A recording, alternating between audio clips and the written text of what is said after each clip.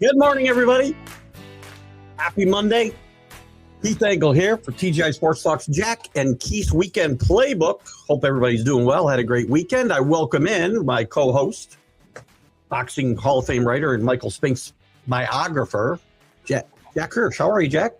Hey, just as grouchy now as I was before the show, Keith. Nice. The lights are on us, the camera's focused. I'm ready to go, ready to talk quick pace sports, ready to criticize you once again. Just ready. Oh, just a normal day in the neighborhood. Awesome. Normal day. Listen, it looks like your wife might have made you take off that snapback mix hat. I don't know. I got on my Nick, shirt and all. I'm showing my support. I've always liked the Knicks a great deal. I mean, I've been a Nets fan from the days of the ABA, but like I've said in the past shows, I've frozen my Nets membership, my Nets fandom. It's like when I go away out of town for a while, I freeze my gym memberships. I'm not paying for it. And when the Nets start showing some potential for winning again, I'll be back. That's a great fair weather fan attitude to have. No, I'm not that way with the Jets. I stick with the Jets all the time, so it doesn't reflect on my personality. But that's the big talk. Next. I mean, we're gonna talk about some other things on this show, but let's be honest. I mean, if you're from New York, that's all that's on everyone's mind in every way, shape, and form. I just hope, Keith, that this Knicks team is not too distracted with all the hoopla going around. Because if they're distracted, they're absolutely not going to win both games in Madison Square Garden. And I'll go a step further. If they're not distracted, the Spurs are going to come in and take both games at MSG. But with that said, this Knicks team strikes me as being professional enough. When they tell you they're only concentrating on one game at a time, all outside noise they've shut out, if that's really the case, and I believe it is, then I think they would be okay. Taking it from the distraction point of view, I mean, there's a big distraction anyway when you're in the finals and all the attention. Your routine's off a little bit. Today, it's going to be off even more because of the president being at Game 3. The security measures aren't just going to affect the fans. They've told the fans to show up like 2 hours early because of TSA measures, basically at the entry, no bags, etc. There's got to be extra security with the players' entrance and whatnot, too. I got to think this is all going to be a distraction on both sides. This isn't just for the Knicks, but I mean, at this point, I would think it's kind of an unwanted distraction for the Knicks. But well, there's a bit of a controversy, and we're not talking politics here in the slightest when we mention the president coming in, okay? No matter what you think of him one way or the other, that's not the issue here. Any president who would be coming in, we'd have this turmoil going on with security measures, no matter who the president was. Exactly. And some people feel that the president shouldn't come in because of the distraction it causes. Now, the watch party at Madison Square Garden has to get canceled. I think there's two reasons for that, though, by the way. I think the disruption and the violence, some of the violence that happened during and after that party is part of the reason they canceled it as well, because there's going to be no more. Not just today, but no more entirely. No, they said it was for one game. I thought I read this morning. I may be wrong. I thought I saw this morning they said there would be no more watch parties. Well, that's a major concern because I'm going to tell you, even if the Knicks take care of business, let's say they win the next 2 games, they sweep, they're the NBA champions, people are going to be going crazy in the streets. A store's going to be broken into. Is there going to be looting? Is it going to be absolute madness? Is violence going to be going on? The whole bit. Don't you feel like it's a major concern? Now, it's supposed to be a happy celebratory occasion, but unfortunately, a lot of people who come out, for these Knick, I don't want to say parties, these Knick happenings or whatever, any championship team, a lot of them aren't really fans. I mean, they hardly care about the Knicks. They've watched 4 Knick games in the last 11 years. No, for real, Keith. I get and it. now No, they're I going agree. crazy because I it's agree. the place to be. The weather's nice. The weather's beautiful as long as it's not raining.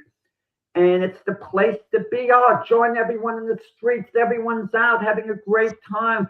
While we're at it, why not break into Macy's? Why not break into this store? Take these items. It's concerning. It And sucks then for the real fans. It sucks for because only 20,000 people can get in that building. And by the way, it's costing about $20,000 to get in that building today. and then the police are going to try to arrest people who are resisting arrest because they've gone overboard. Yeah. And then the police are going to get criticized. It's going to be messy, Keith, in all probability, no matter what. Yeah. No matter what. And maybe this thing is a blessing in disguise to cancel the watch party, to tone things down a little for security measures. Maybe it's a blessing in disguise. It's a shame that we can't keep the hooligans, if you will, out of these crowds, because I think it would really be great for the real fans of New York to be able to sit at different watch parties and be able to watch us around the state, around the MSG. But you can't have them near MSG, especially when the president's there. If they win this series in New York, the players' safety would be probably getting out. Not the players. No, the players have a gold card. I was reading a book, Keith. Hold on one second. There's safety when these people get going and get out of control. You don't know what's going to happen. I mean, again, you'd have to have extra security around the players. Oh, not the Knicks players. No, the Knicks players. Not the Knicks players. No, Knicks win the championship. Take my word. Jalen Brunson and the rest of the Knicks could walk on the streets amongst the mob of people, and they'll protect them. That won't be a problem. Like I was reading a story with the Celtics with Larry Bird. They win the NBA championship, but they have to get to another part of town. So they get a lift from some people, strangers, kids, you know what I mean? They're taking them in the car. They can't believe it, Yeah. And, they go amongst the crowd, they'll whatever. The Knicks, I mean, if I'm San Antonio, you wonder whether there's going to be a little fact of intimidation at all. Once you're on the court, I don't think so. I think your head gets into the game immediately. And and who knows? I saw yesterday a clip. The Spurs leaving the Garden. They obviously were having practice earlier. And there's some fans across the street yelling at them as they're getting onto the bus. Now, they're young guys. Are any of them intimidated at all? Or maybe their youth works in their favor, that they can kind of laugh it off, because I saw the group walking. They're like young kids having, in a sense, maybe they're having a good time in a way. Maybe San Antonio's playing carefree, and maybe and probably they still think they can come back and win this series. I mean, as a competitor, you think that. Well, you've got to think that. If you don't, you really shouldn't be even showing up today if you don't think you can win. But Keith, early in the series. But this Spurs team is not a bad team. They're not getting blown out of. They're a good team. I mean, I can make an argument as a Knicks fan that the Spurs have outplayed the Knicks for a good chunk of the first two games, except when it really matters and where it matters on the scoreboard. So this team could come back and win a game, or they could win two games here. I don't know. I don't think that's going to happen, but we don't know. I mean, they could nick this up for sure. I mean, so many things could happen in the next two games. The Spurs could win both games at the Garden, and then the Knicks could win Game 5 in San Antonio, and then wrap it up in the Garden in Game 6 the way we said. We both picked the Knicks in 6. Originally, I picked the Spurs because I think, like I said on yesterday's show, I think the Spurs are going to beat the Knicks in the NBA Finals, and then I said next year. I had it. I think the rematch, that's where the Spurs get their revenge. They dethrone the Knicks next year, and they do it decisively next year. I'm not expecting any jumping off the bandwagon emails from you before the series starts next year. No, I changed my mind at the last. You did. It was before they started. I gave it a lot of thought, because all along, I picked the Spurs to beat OKC, and I didn't go back on that.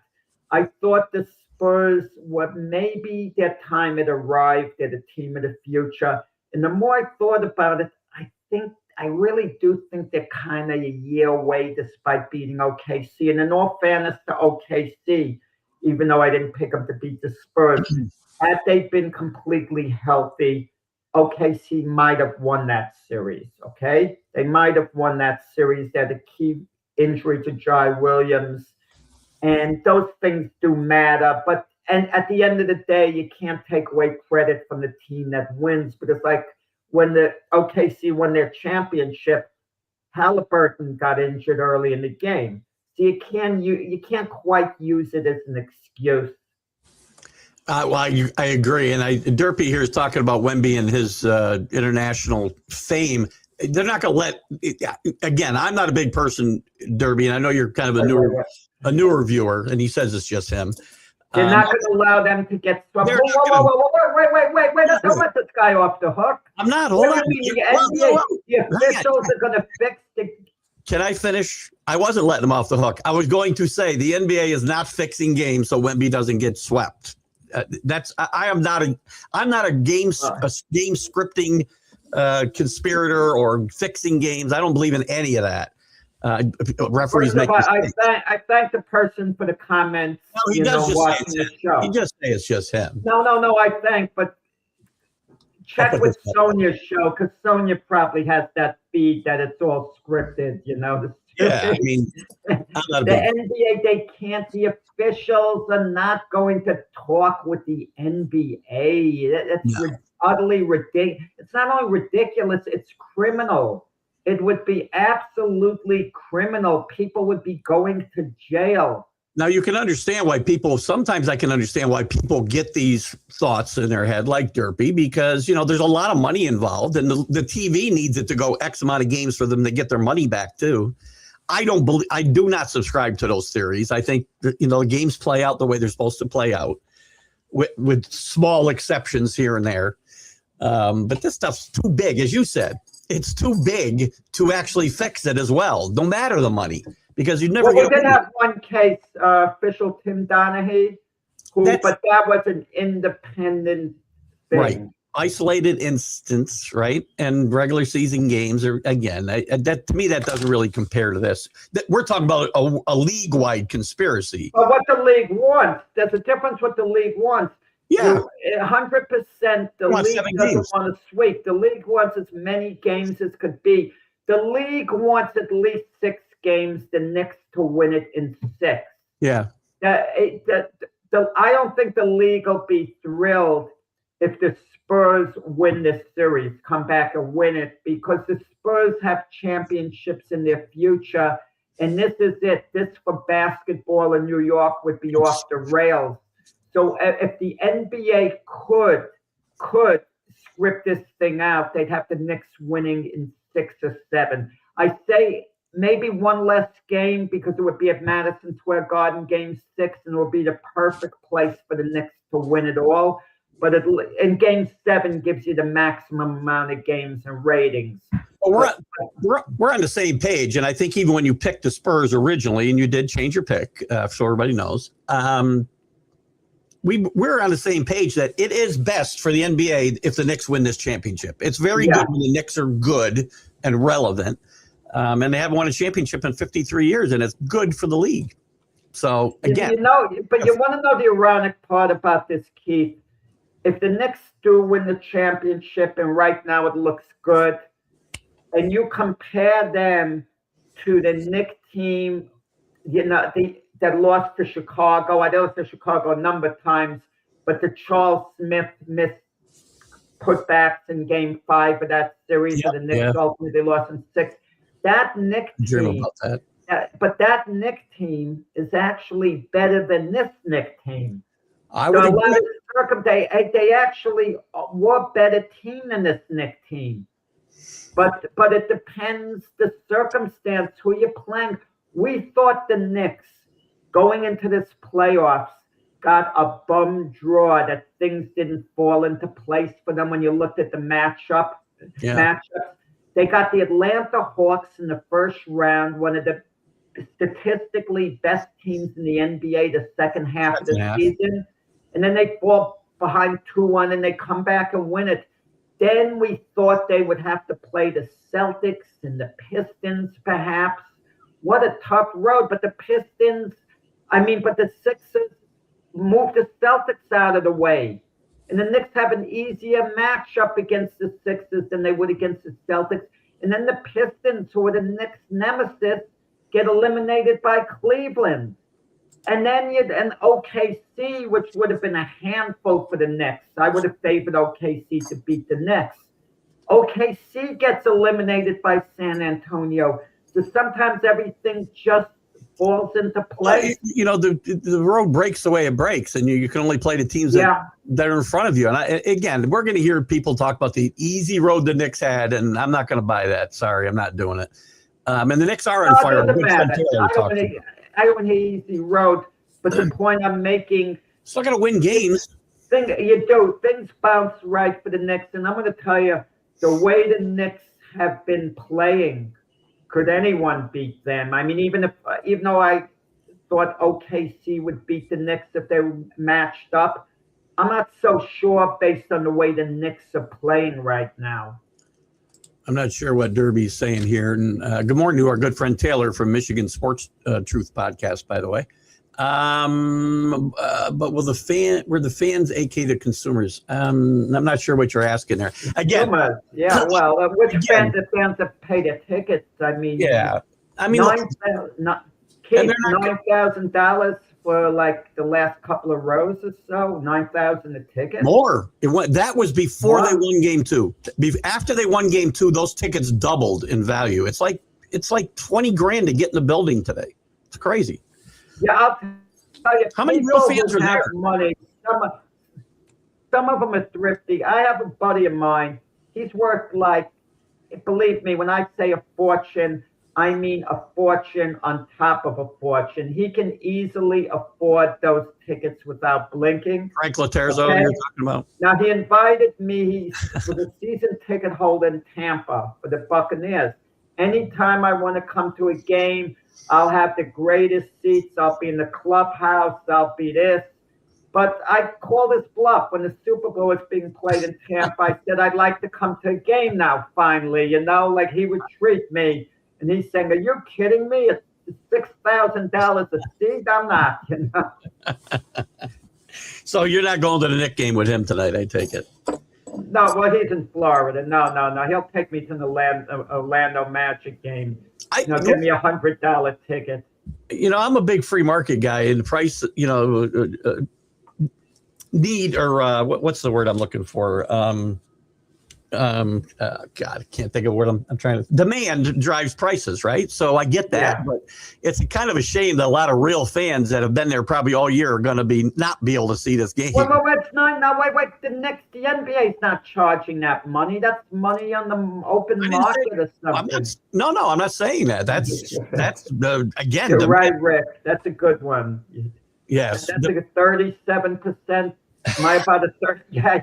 You know what I'll say, Rick? It says Nets I'm on the going to call myself. They have in sports minority owners. I'm a minority fan of the Knicks. How's that? No, we can't. I'm associated. Look, Magic Johnson's all over. You see him with the Washington Commanders. I mean, Magic hugging. The Dodgers. Magic with the Dodgers. Minority owner. Well, listen, I don't want to see you over there overturning cars after they win the championship because, you're not really. Well, I'm the guy trying to ride by in fear getting caught in the crowd. Man, can you imagine the fear? But that's what bothers me. If anything that violently can be done, that's the one thing about it. And there's got to be zero tolerance. Like that idiot the other day, he's jumping on top of the ambulance.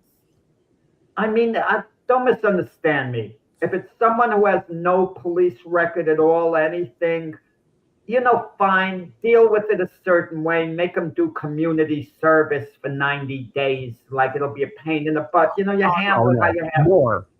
I got what you're saying. But if you're really holding up an ambulance from doing their job, it's wow. I mean, That's if you're destroying property and causing havoc and fear in the streets, then you should be prosecuted to the full extent of the law. I'm not saying community service for any of these guys. Whatever the laws. No, I'm talking about just the dumb thing, jumping on top of the cars, and someone doesn't have a record of ever doing anything wrong.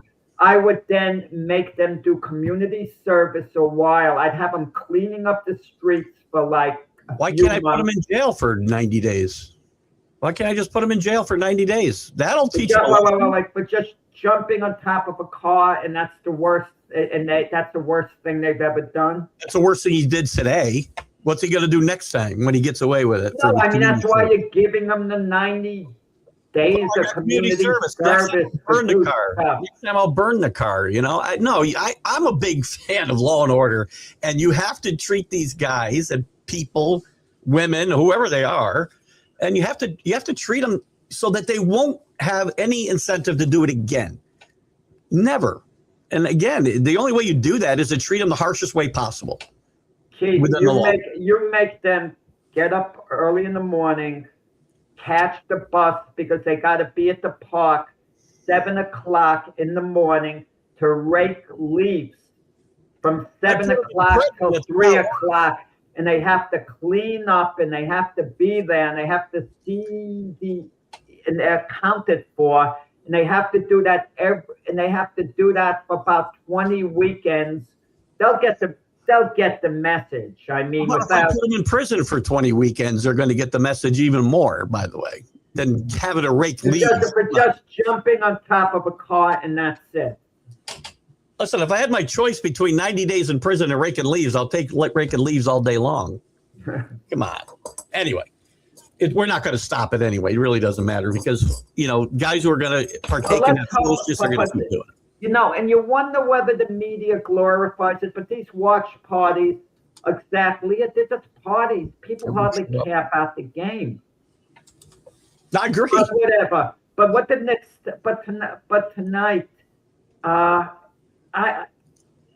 you kind of wonder if the Spurs win, it deflates the New York Knicks fan base. It really does. A little bit. You know, it deflates it a lot because I think the fan base has gotten out of control. You see them with the brooms like they're sweeping. What are they sweeping? The Knicks are playing a team that's as good as they are. The only difference is the Knicks maybe played a tad better and won the first 2 games. The Spurs are capable of making adjustments. Yeah, the Knicks might win in 4. It's a possibility. I'm not dismissing it. But to have the broom out like it's inevitable, the Knicks are not playing the Philadelphia 76ers. Fans are going to do that, Jack. Fans are going to do that. Fanatics, right? Fan is short for fanatics, and fanatics do stuff like that. It's not the players doing it. You know, I don't think it incites the opposition to play better. If the players were out there with brooms after game 2, that'd be different. With fans doing it, though, that's the way fans behave, most of them. Not me. And with the next 2, several of their players, a couple of them in particular, are really, really performing big time. And Mikal Bridges, you can't say enough good about him in this series, hitting all the big shots. And he's been really maligned, Keith, because the Knicks gave up so much to get him. 5 number 1s. They thought it was insane. Knicks win this series. That deal is good forever. It's good forever.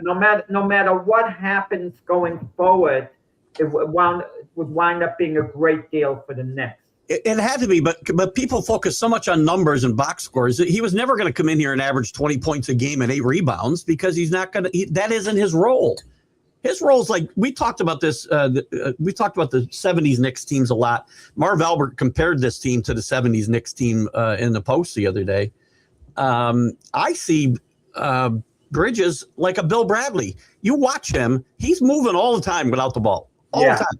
And I love the way he plays and what he brings. And when he has a big night like he had in game 2, it's just gravy. And he helped pick up Brunson, who struggled until crunch time. Bridges and Cat have been very good. And Hart played great in game 1. Karl Anthony Towns has been the MVP so far the first two games, without question. And what I like about Karl Anthony Towns, he's willing to go head-to-head with Wemby. And Karl Anthony Towns is showing he can more than hold his own with Wemby. I love game 2 when he dunked the ball in Wemby's face and more or less let Wemby have it. Said, what are you going to do about it? Do something about it. Yeah. Okay? Because I'm going to be doing this to you again. And, you know, Wemby is Wemby. You know, sends a message, right? That's what you got to do. And that's what he did it early. Are we expecting too much of Wemby? Are we too critical of him? Because I know I got a little carried away after game 1 against OKC when Wemby was out of this world against the Thunder. I thought to myself, you know, when all is said and done, Wemby's going to be considered the greatest player in the history of the game. I mean, when it's healthy. Yeah, that's I mean, hyperbole, yes. The guy is absolutely incredible. And I was even giving an example of Tim Duncan, a top 15 player of all time. Top 15. You might argue top 10, but let's say top 15. We could feel comfortable saying that. Great, great player. But the point is, I mentioned Duncan because he's the greatest player in the history of the San Antonio Spurs franchise. So that's why I mentioned Duncan's name. And I said, look, if they were each 21 years old, their whole career ahead of them, if you can guarantee me Wemby is going to stay healthy and Duncan is going to both stay healthy, I take Wemby over Duncan. And then I said Duncan. Yeah, you said Duncan, but we're not even considering the injury factor. They're both going to be healthy. Neither one is going to get hurt. But now, you know, I'm not sure. I'm just not sure. You know, give me either guy. With that, that's what I'm basically saying. I've determined myself, my own, only my own research. I decided that Duncan is the most underrated superstar in the history of the NBA. He is. He's won 5 championships. He doesn't hardly ever get brought up in conversations about the best players in the history of the game. And fundamentally, he is the best player I ever saw in my lifetime.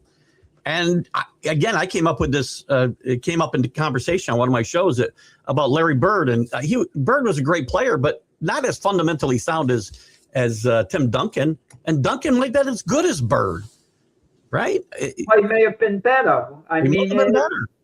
He might have been. I know that's religious, but things are forgotten over time. If I want to do a little bit of a comparison based on built and everything. And the games at times would be similar, but they're different, but at times they'd be similar. Kareem Abdul-Jabbar, early in his career, and Wemby. People forget, early in Jabbar's career, he had a Game 7 of the championship series against the Boston Celtics when he may have been Lou Alcindor then. Did he change? No, he was Jabbar by then. He was Jabbar. Yeah. Jabbar is Game 7. He'd already been in the league a couple of years or whatever. Same with Wemby. Game 7 with the championship on the line against the Boston Celtics. Jabbar's on the Milwaukee Bucks. Dave Cowens gets the better of Jabbar in the Game 7. Everyone forgets that. Yeah. And talking about Jabbar's legacy, he got outplayed in the Game 7. People don't realize that. Listen, even Shaquille O'Neal, when Orlando got swept by the Houston Rockets, he got outplayed by Hakeem Olajuwon. And don't show me that the stats show it was close. I know what I saw. Hakeem Olajuwon took Shaquille to school for the most part. He took him to school. He was a better player. I think overall. He was a better player. Head-to-head, he was a better player. 100%. At least in that series. I think career-wise, I think Hakeem was a better player than Shaq. Again, fundamentals too. He wasn't the force that Shaq was. No, but again, I think he was a better basketball player than Shaq. Fundamentally, but I could argue there was arguably at his peak there were greater players than Shaq, but maybe no greater forces. forces, you know? I think about some of the players on that Houston team, not bad players, but not Kobe. Shaq didn't win anything without Kobe. He won at Miami. When? After he left the Lakers, they won the championship. Oh, that's right. I'm sorry. But that's a bad example. Dwayne Wade. That is a very unfair example. I don't know. Because it's circumstances. Don't tell me you haven't won with someone else. Did Hakeem ever play with anybody as good as Kobe or Dwayne Wade? Did he? Clyde Drexler. No, he was past his prime by the time he got to Houston. No, I'll Kobe as good as those two guys. Hakeem never seemed to have a great number 2 option. No, they brought in guys later on. After they won their championships, they brought in Drexler and they brought in Barkley.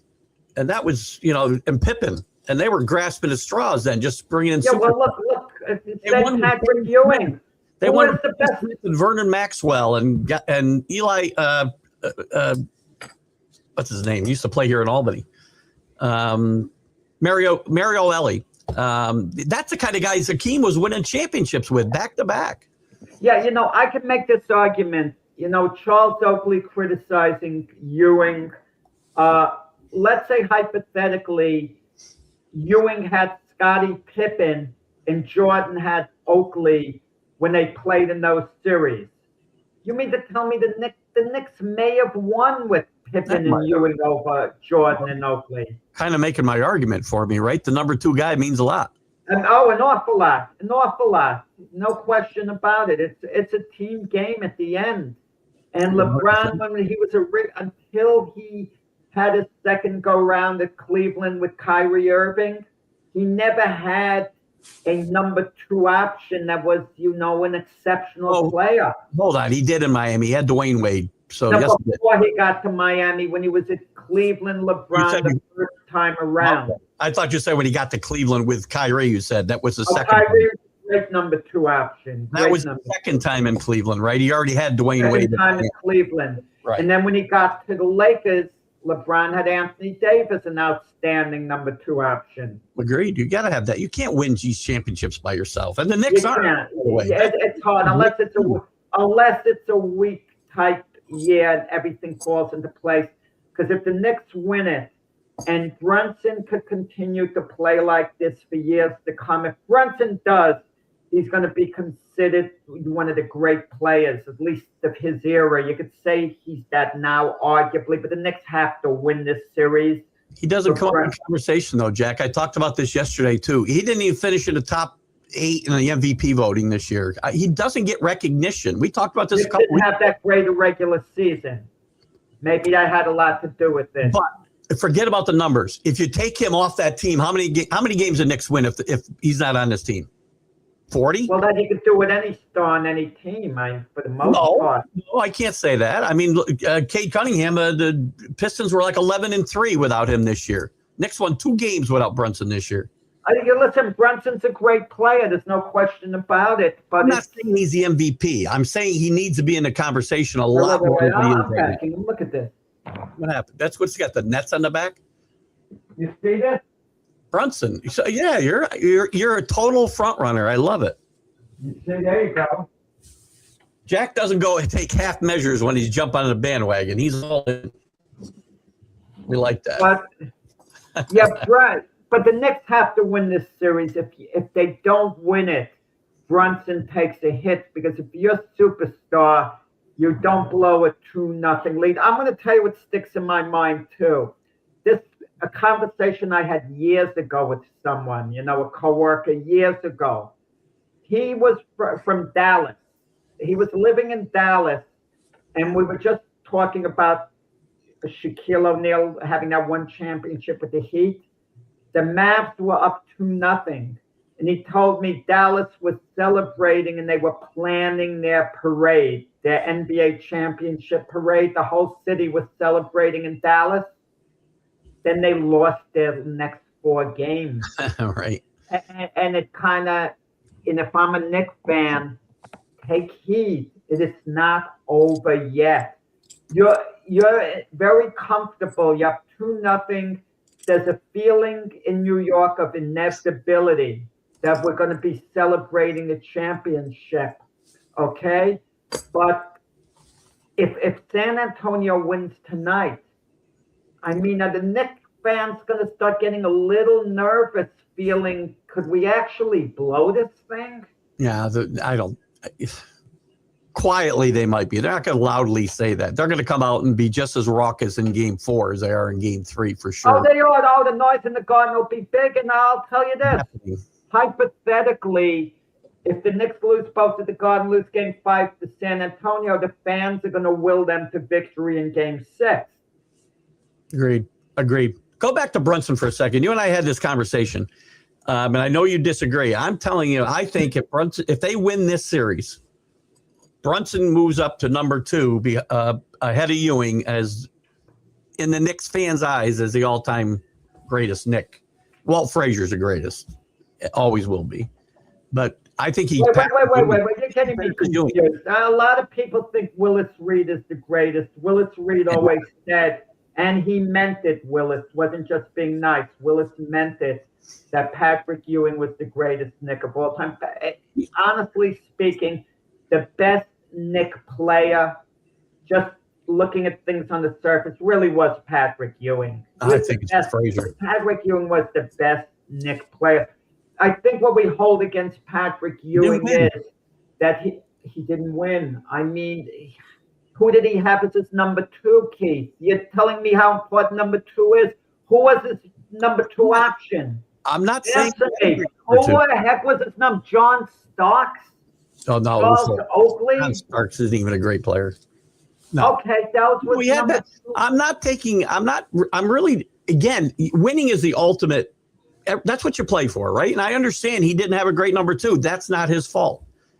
But you hold it against him. I will, yeah, because he didn't win a title.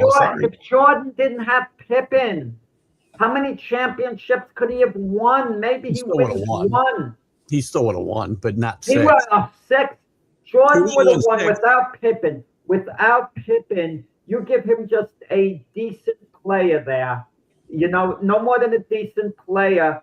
Maximum, he would have won 2 championships. I said he would have won, not 6. Probably 1 championship. He would have found a way to win 1 of them. And but Patrick didn't find a way to win any. He didn't find a way to win any. He's a great player. Is it that bad to be saying you're number 3 because Frazier's the best? I'm sorry, it's not Ewing, it's Frazier. He's the best.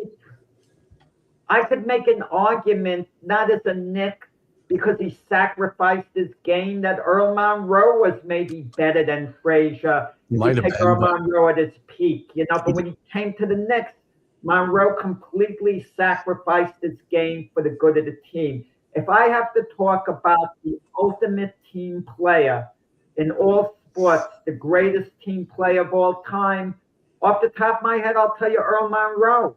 It's fair. Because this guy was a superstar who sacrificed everything for the good of the team. And it resulted in him being an NBA champion. But was he better off? That's a great debate. What Monroe for himself, his legacy, was he better off doing what he did, or would he have been better off just being the individual Earl Monroe? Because he would have just been outstanding, on a so-so team. That is a great question, actually, because he made, and you're right, whether he's the best team player is up for debate, but I will tell you, he may be the best player who downsized his game. Good, that's better terminology. Downsized his game for the better of the team. He did, because he was. Let me throw this at you too, and the way people are petty. If the Knicks win this series, okay, and Karl Anthony Towns is voted the series MVP, are people still going to elevate Brunson the greatest Knick of all time? Because people are going to say, well, he wasn't the MVP of the series, so how can you say that? My guess would be, Jack, if they win, he's going to get it, just like quarterbacks get it. And I'm not saying he should. I'm just saying, because we don't know. There's a lot of basketball to play yet, right?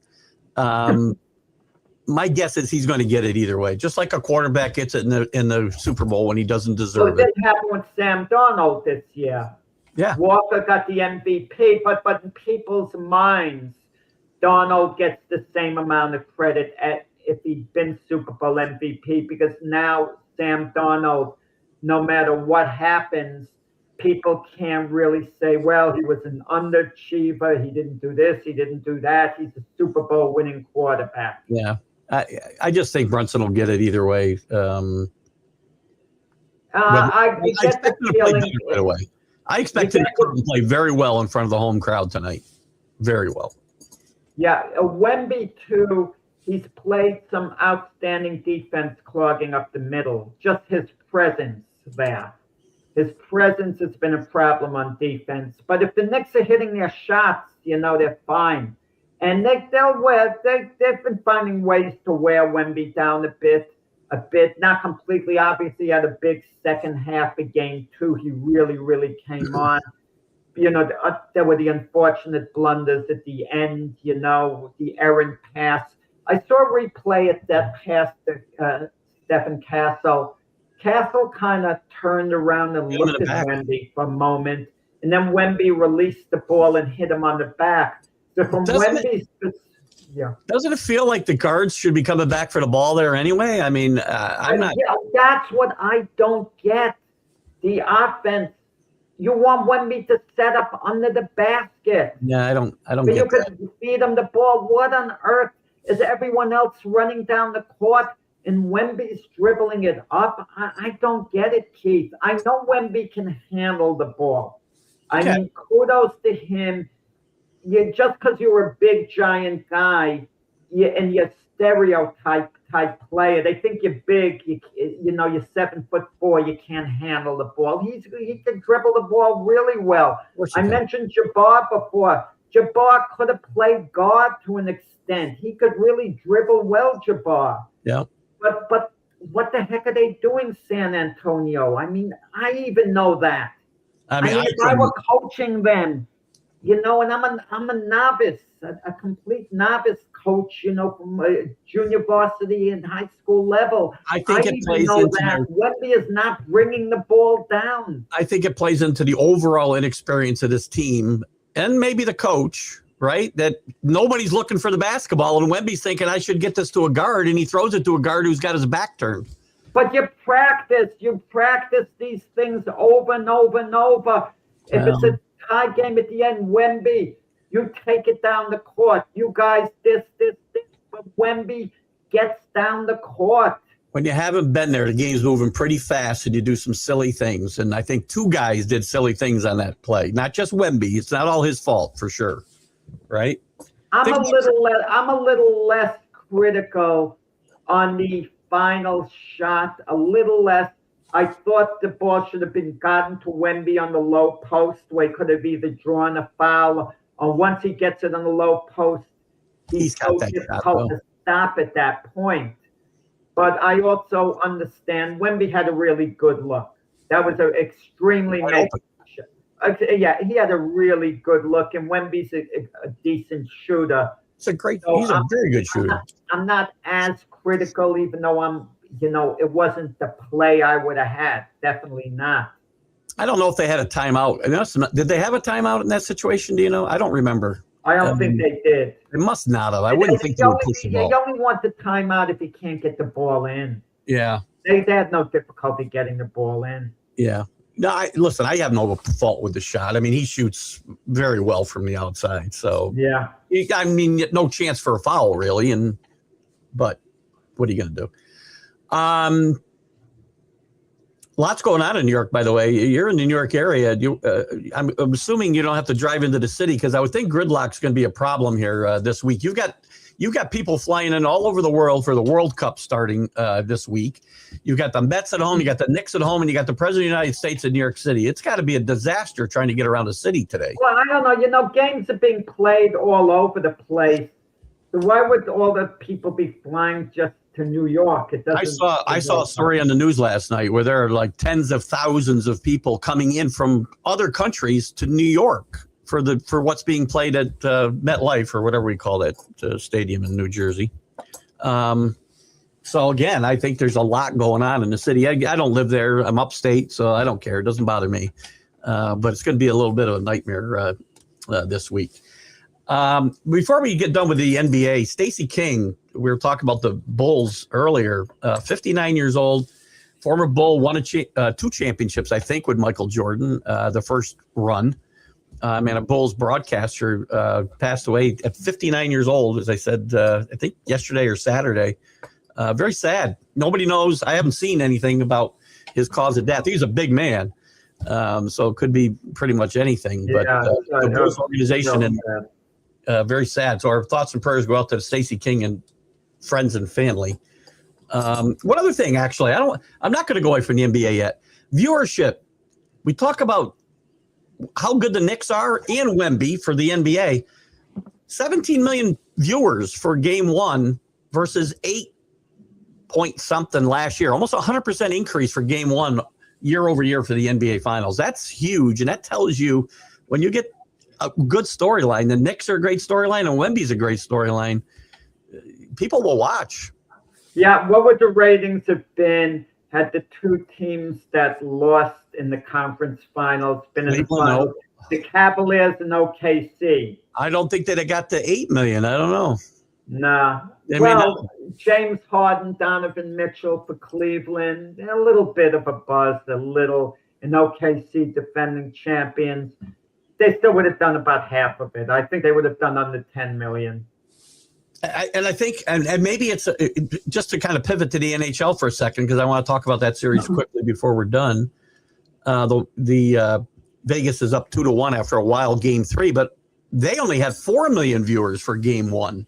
I had some debate with some guys about that the NHL would push the NBA for viewership. Not even close. I don't think any NHL matchup would have had significantly more viewers, maybe a couple of million if you had a team like the Boston Bruins, the Montreal Canadiens, the Boston Bruins, whatever combo. Now, in fairness, they're on ESPN. That's like double ESPN's normal viewership, right? So that's still pretty good, I guess. But the games, the finals on ABC too. To keep that in mind. Oh, it is on ABC. That's right. I'm sorry. Yeah, right. That's a great point. I mean, it's just I can't think of any one particular matchup in hockey that would really bump their ratings up tremendously because there are no particular players. You need a Gretzky. Who stand out like a Wayne Gretzky, a Bobby Orr. There's not that dynamic box office attraction. That's what makes the NBA Finals special. You have the one super attraction, and that's Wemby. You have Brunson's not the box office attraction. It's he's just the leader of the Knicks team. And there's the New York buzz. Don't underestimate it because fans outside of New York all over the country, they keep seeing New York on the news, the national news, the this, the that, New York, New York, New York. Well, it's polarizing. They kind of get into the series because it's not just an NBA story, not just a Knicks story. It's a New York story, in part. Well, there are a lot of people watching this series rooting against New York. That's what polarizing. Partly too, yeah, a good combo, yeah. And a lot of people. You kind of wonder, Wemby hasn't come across as a villain yet. No, I don't.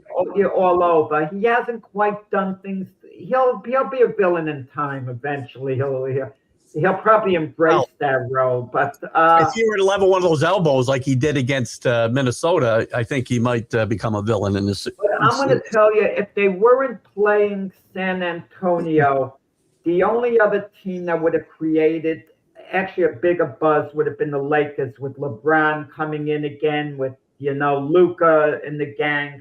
That would have been a big buzz. Minnesota with Anthony Edwards. He's charismatic, box office. That would have created a buzz. But he's not a name across the country, is he? I don't think he's a household name. The media would have eaten up Anthony Edwards. Casual fans don't know who Anthony Edwards is, though. They think he's an actor on TV, probably. So I don't know.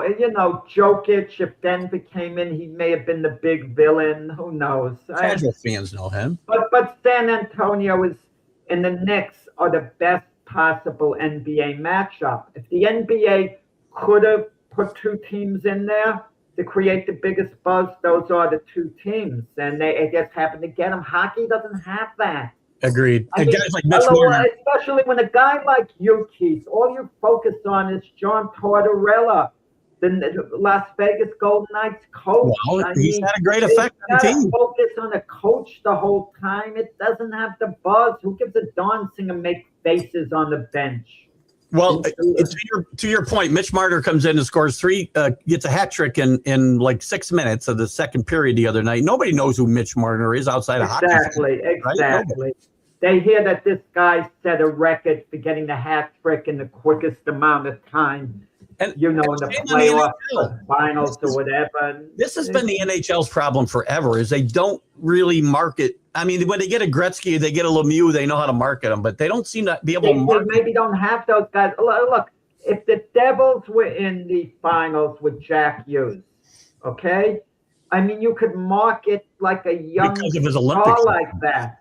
Yeah, well, because of his Olympic success, they could play off that as well. So, but yeah, exactly. And it's not hockey's fault completely. You can only market what you have to market. And this has been a great series, and it's a shame that more people aren't aware of what's going on here because it's been a crazy, wild, fun series, I think, for the Stanley Cup Finals. That Game 3 had everything you could want, right? You got controversy. You got guys setting records of hat tricks in 3 minutes. You got 3 goals in 39 seconds. I'm predicting Colorado's down 2-1. I'm predicting Colorado comes back and wins the series. I will say there's 1,000% chance Colorado can't come back and win the series because it's Carolina. So. Oh, it's Carolina. I'm sorry. I was going to take your bet and bet you by. Talk about the Hurricanes here. I was going to match our retirement funds. Yeah. There you go, Colorado, Carolina. I mean, what the heck? Well, we don't. That's the problem, And again, there's 2 teams. Vegas has been very visible since they came into the league, but maybe they're a villain. I don't know. If they're a villain now, I think with Tortorella on the sideline. That's a great question too. Has Vegas become a villain in the NHL in a very short period of time? They've only been in the league what? Well, he only came in Tortorella with 8 games left in the regular season. So, in a way, you wonder, does he deserve to even get the accolades if Vegas wins it? He's the ultimate NHL villain, John Tortorella, because he's a Billy Martin. We talked about this. He's a Billy Martin of hockey. He comes in, he has an immediate effect, and then he quickly, loses his grasp on the team. If he wins this whole thing, I think it'd be very fitting if he got fired in the offseason because that'd be the ultimate John Tortorella story. So, do any coffee shops have promo sports cards? Tim Hortons up here has hockey cards. I don't even know if you can get hockey cards in the States. Where's up here located? He's in Canada. He's in Toronto. Oh, okay. Or north of Toronto. Oh, yeah. Toronto, I mean, wow. What a hard luck city.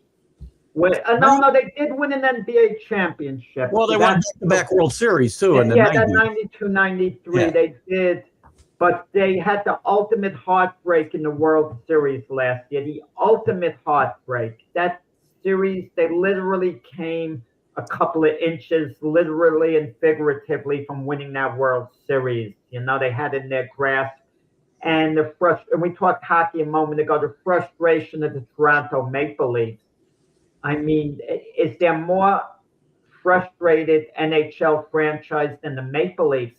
Now, that would be a story. It seems nearly unfair when they win.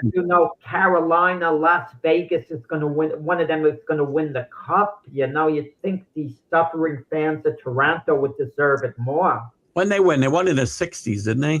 66, I think it was. Yeah, they beat the Canadians, I think, in 6 games. There was 2 games apiece that series, and the Canadians won game 4, as I recall. Look that up. I'll be pretty sharp. I'd be a hockey expert.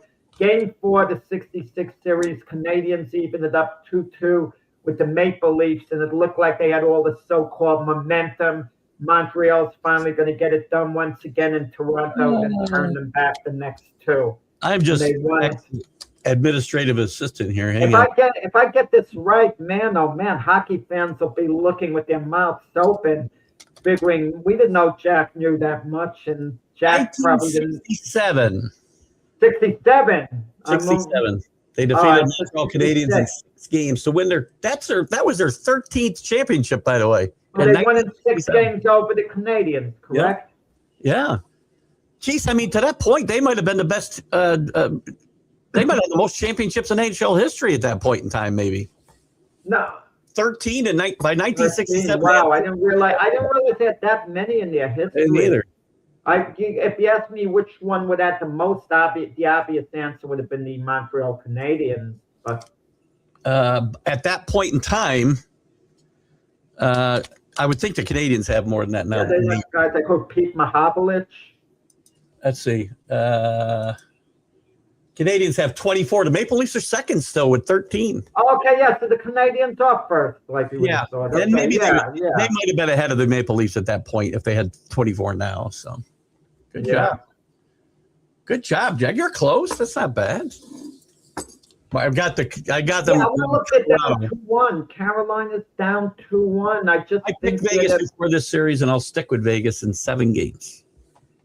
Vegas, I mean, blowing a 4-0 lead. Had they not won it in overtime, what would their mindset have been going into Game 4? That may have really deflated them completely. Well, if you blow a 4-0 lead going into the final period and you lose the game, how do you emotionally bounce back from it?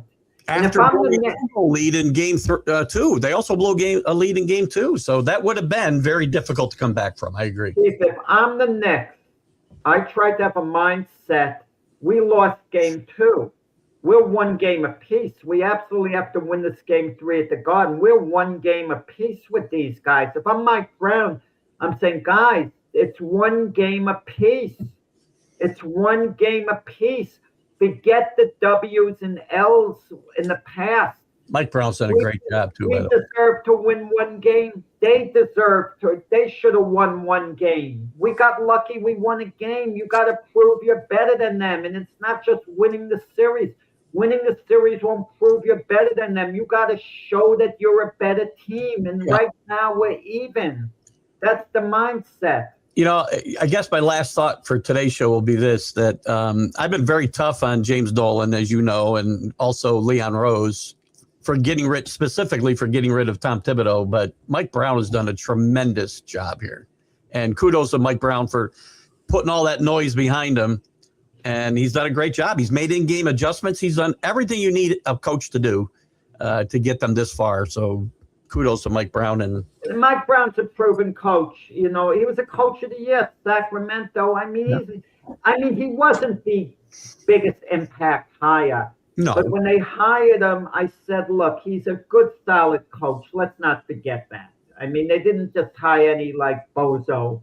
You know, he had a good track record, Mike Brown. I saw a great comparison with Mike Brown and Tom Thibodeau to Joe Torre and Buck Showalter.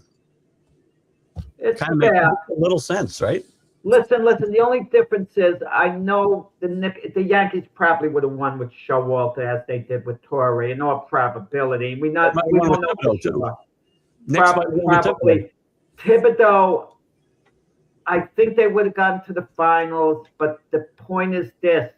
Would Thibodeau have used his bench as effectively as Brown has? I'm not sure. I'm not sure about it. I kind of feel they would have been fine with Thibodeau too, but I can't say so with absolute certainty because he did a poor job using his bench last year. And then he started shaking things up in the playoffs. And that's not the time you shake things up. Well, the bench was also pretty bad. That's a move of panic. The bench was pretty bad, in fairness to Thibodeau, but I get it. Anyway, we used up all our time, Jack. Great job. Give us a little. You got tonight's Glove Fist with Frank at 7 p.m. Eastern. Anything we should be looking forward to there? No, it's kind of slow with, boxing right now. We're probably going to talk about a lot of old-time stuff, a lot of old-time fighters. Oh, that's the best. I love that stuff. Yeah. I love that stuff. So anyway, catch Jack and Frank Laterzo tonight at 7 p.m. Eastern here on the McGrath Podcast Network. We thank all the groups and everybody else. Guys, you have a great Monday. For Jack, it's Keith. See you later. Bye-bye. Uh-oh. I can't get my play out here. Well, One line.